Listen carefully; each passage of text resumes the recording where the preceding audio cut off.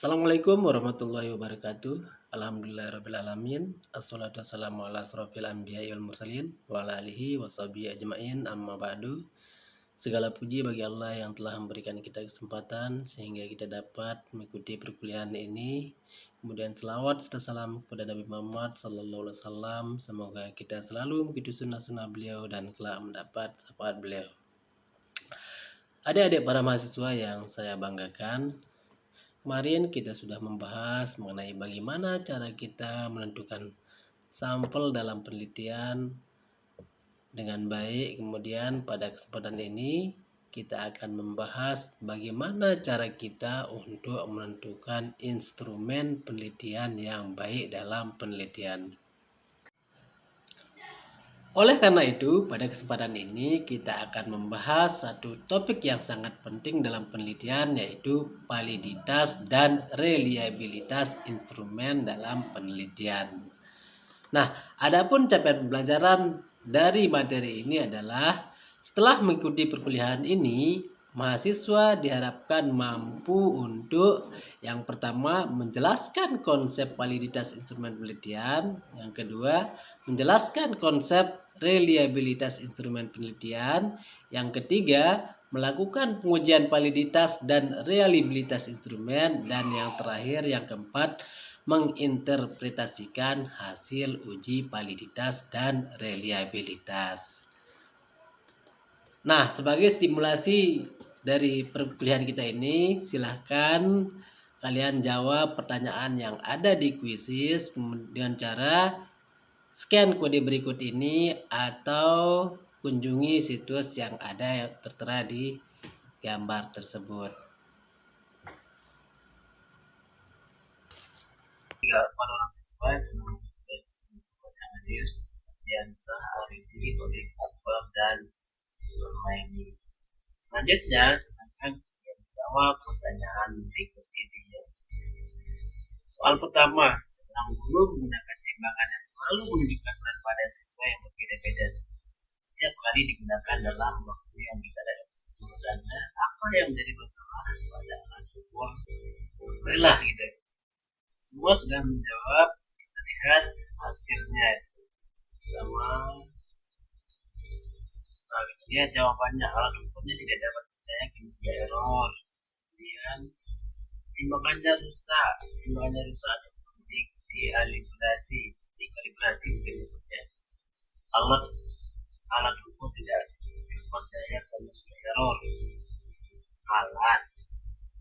Oke, kita lanjut ke pertanyaan yang kedua.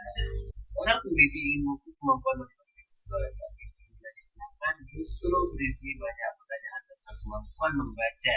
Apakah kesimpulan tersebut dapat dipercaya atau menggambarkan untuk menggambarkan kemampuan matematika siswa? Oke, semua sudah menjawab. Kita lihat jawabannya. Tidak dapat dipercaya karena soalnya tidak nyambung. Selanjutnya tidak dapat dipercaya karena soalnya tidak nyambung. Soalnya salah sehingga tidak mampu kemampuan siswa. Tidak dapat dipercaya. Jawabannya. Ya, tadi kalian sudah menjawab semua pertanyaannya dan hasilnya sudah dapat kita lihat tadi. Ya, kalian tadi setelah subuh mendapatkan makanan selalu pada berbeda. Jadi, ketika kita melakukan penelitian, kita tentunya akan menggunakan beberapa instrumen-instrumen seperti tes, angket, lembar observasi, atau wawancara untuk mengumpulkan data. Namun, pernahkah kita bertanya apakah instrumen tersebut benar-benar mampu mengukur apa yang ingin kita ukur? Bayangkan seorang mahasiswa sedang melakukan penelitian. Ia menggunakan sebuah kuesioner untuk mengukur motivasi belajar siswa. Setelah data terkumpul, muncul pertanyaan penting. Apakah kuesioner tersebut benar-benar mengukur motivasi belajar atau justru mengukur yang lain? Nah, inilah alasan mengapa validitas dan reliabilitas menjadi aspek yang sangat penting dalam penelitian itu sendiri. Tanpa instrumen yang baik, hasil penelitian dapat menjadi kurang akurat dan sulit untuk dipercaya.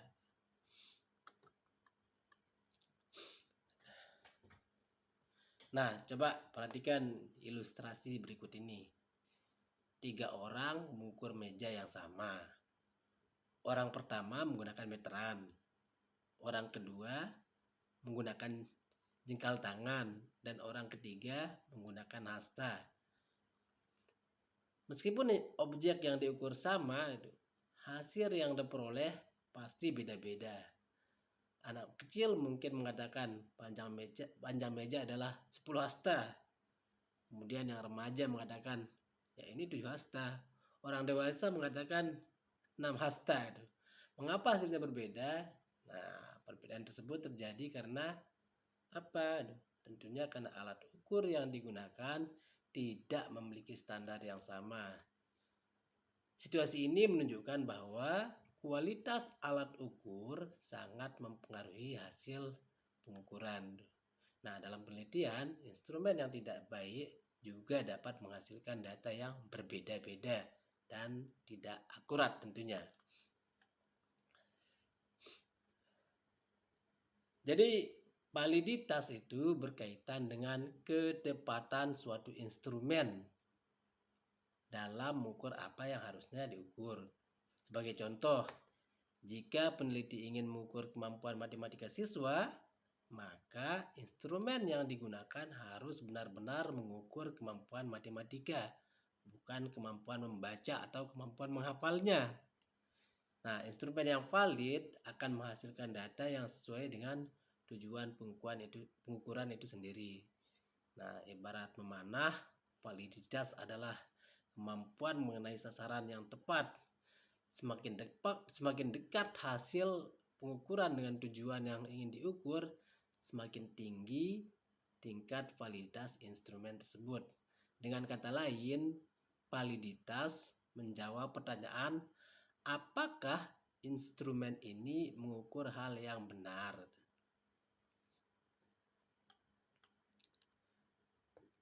Selain valid, instrumen juga harus reliable. Reliable menunjukkan tingkat konsistensi hasil pengukuran. Artinya, apabila instrumen digunakan beberapa kali dalam kondisi yang relatif sama, hasilnya akan tetap atau hampir sama. Kalau beda sedikit. Sebagai contoh, sebuah timbangan yang reliable akan menunjukkan berat badan yang konsisten ketika digunakan berulang kali dalam waktu yang berdekatan. Nah, dalam ilustrasi papan sasaran, reliabilitas digambarkan sebagai panah-panah yang berkumpul pada satu titik yang sama.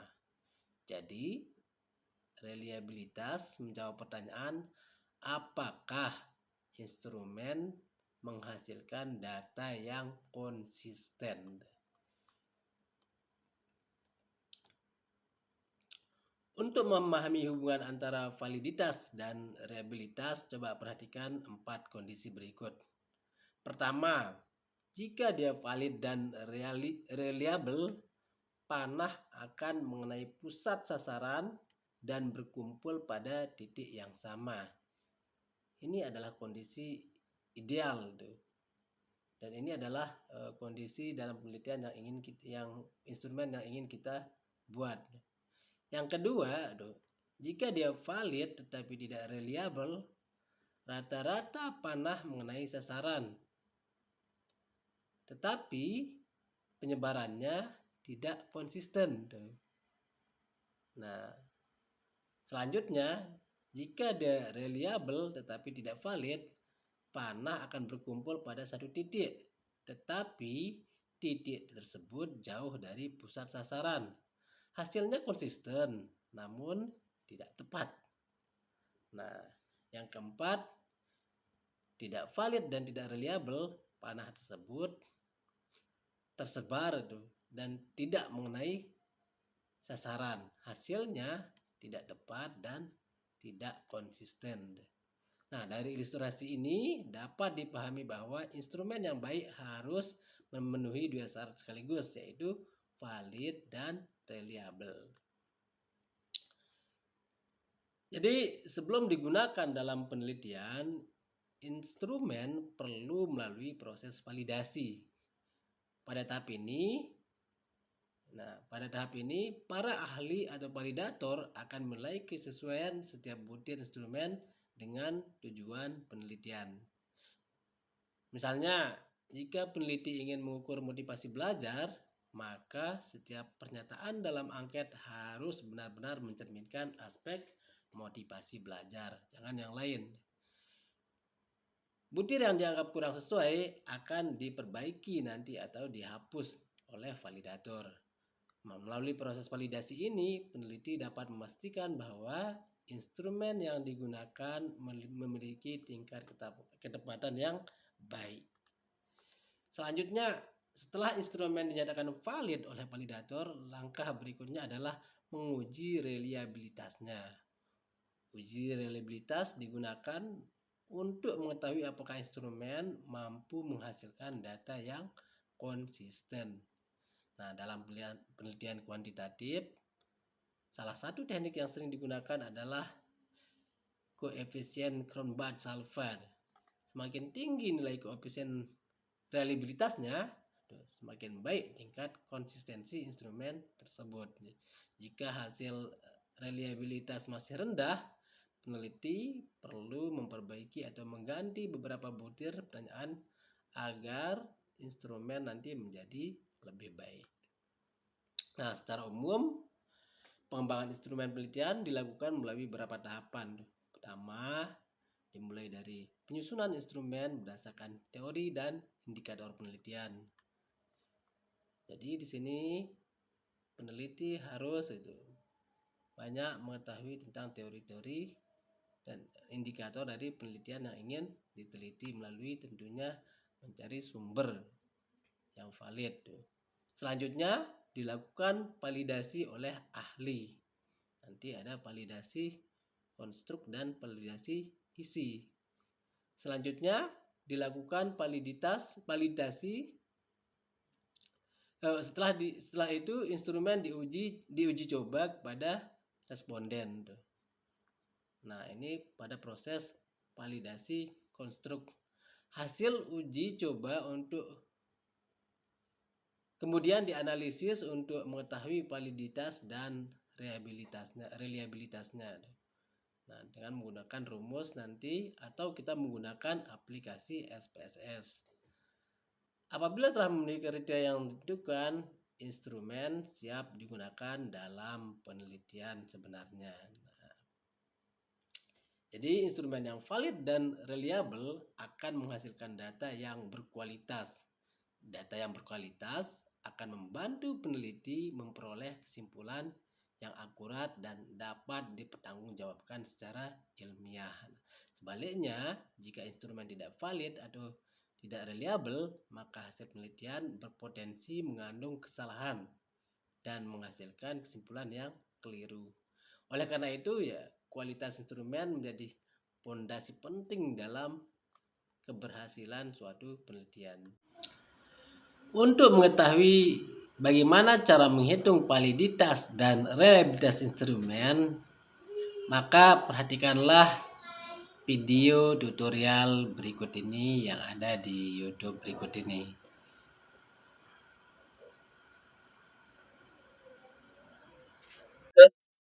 Ke sebelah kanan. Pastikan correlation coefficient percent itu terchecklist. Kemudian kalian klik OK.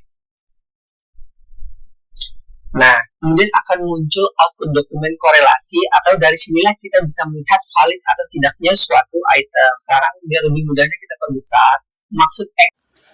Nah, tadi kita sudah menonton video bagaimana cara kita melakukan pengujian validitas dan reliabilitas, sekaligus bagaimana menginterpretasikan hasil uji validitas dan reliabilitasnya. Kemudian mari kita praktikkan langkah-langkah tersebut dengan menggunakan SPSS. Perhatikan bagaimana cara saya mengoperasikan SPSS-nya. Ini adalah 20. Nah, selanjutnya sekarang kita akan masukkan data ini ke dalam SPSS. Nah, copy dulu. Bagaimana kakak tadi yang ada video, copy. Jadi kita masukkan ke SPSS-nya. Nah, di sini ada. Kita masukkan di sini semuanya. Datanya. Nah, sudah masuk semuanya. Kan kita punya review. Apa artinya di sini 1, 2, 3, 2, 3, 4, 5, 6, 7, 8, 9. Ini artinya pertama. Kemudian setelah kedua, setelah ketiga, ini setelah keempat, ini setelah kelima, ini setelah keenam, ini setelah ketujuh, ini setelah ke-8. Ini hasilnya.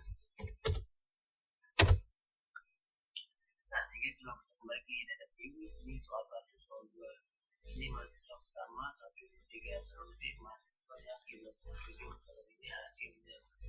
Nah, soal pertama gitu untuk mahasiswa pertama dapat 9 berarti coba jumlahnya adalah terdapat 79. Nah, itu yang akan kita uji. Caranya adalah kita analyze, kemudian kita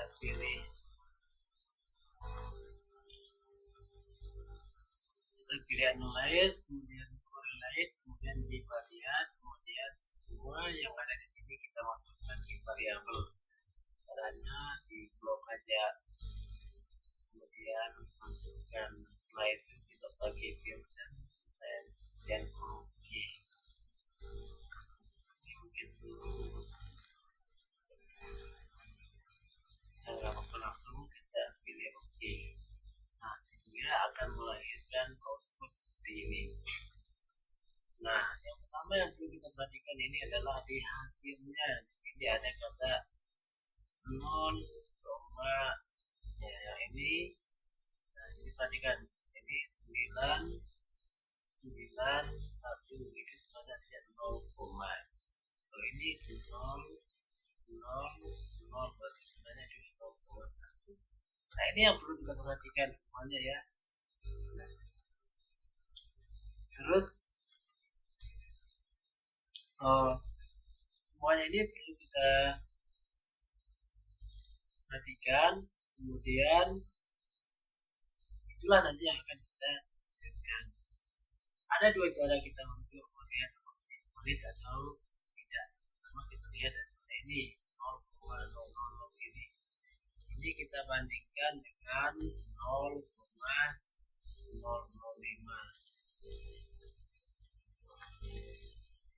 Nah, apakah dia lebih besar atau lebih kecil? Ternyata dia lebih kecil. Berarti kalau dia lebih kecil, maka ini dikatakan valid.